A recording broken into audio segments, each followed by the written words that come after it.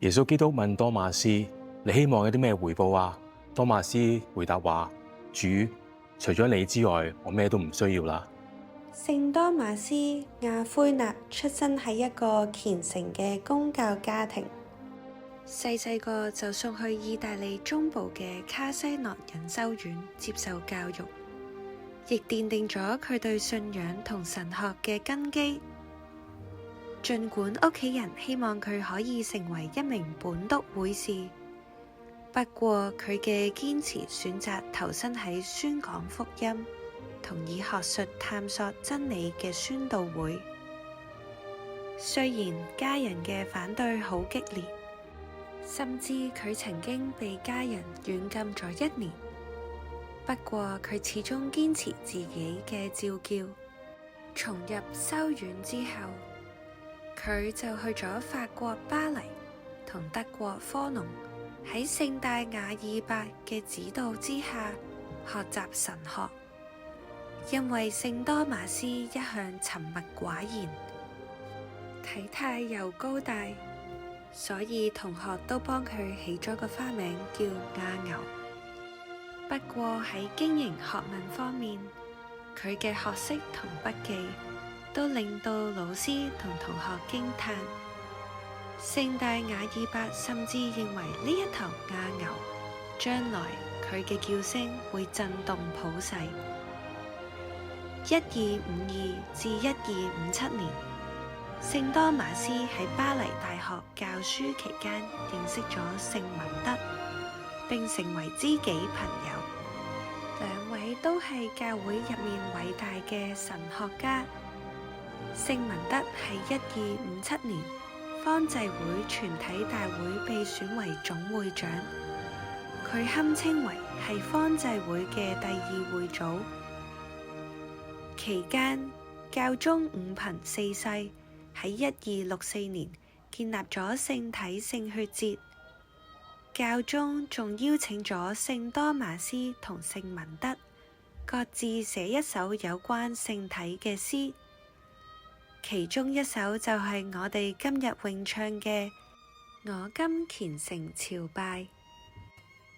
聖多馬斯深入研究亞里士多德形而上學嘅哲學，主張信仰同理性可以相輔相成。1259年開始寫作《博爾大全》，亦喺1265年開始寫作著名嘅神學大全。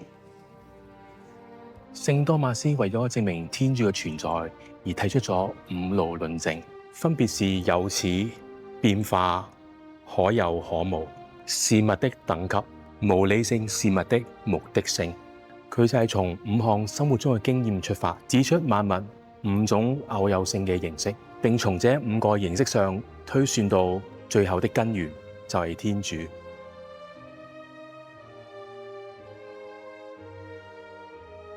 去到1273年，喺拿波里道明會修院內嘅聖尼各魯小堂入面，聖多馬斯喺耶穌受難嘅聖像畫面前祈禱。耶穌基督就問多馬斯：多馬斯，你將我描寫得咁好，你希望得到咩嘢嘅回報呢？聖多馬斯話：主，除咗你之外，我咩嘢都唔需要啦。作為士林哲學嘅集大成者，聖多馬斯嘅思想對後來嘅哲學同神學發展產生咗巨大影響，時至今日仍被廣泛討論同引用。1274年3月7日，聖多馬斯喺前往里昂參加大公會議途中過身。1323年7月18號，就由教宗若望22世宣聖。1567年4月15日，由教宗庇護5世譽為天使聖師，以稱許佢嘅純潔同探源入奧嘅知識可以同天使相比，並且將聖多馬斯嘅紀念日同其他4名拉丁教會聖師包括聖安博、聖奧斯定、聖葉里諾以及教宗聖額我略一世並列。就讓我哋一齊祈禱。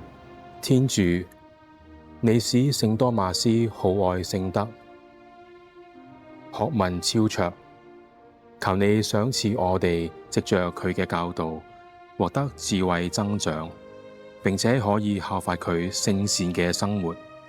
因你聖子，我哋嘅主耶穌基督，佢同你及聖神係唯一天主，永生永活。阿們。聖多瑪斯，為我等祈。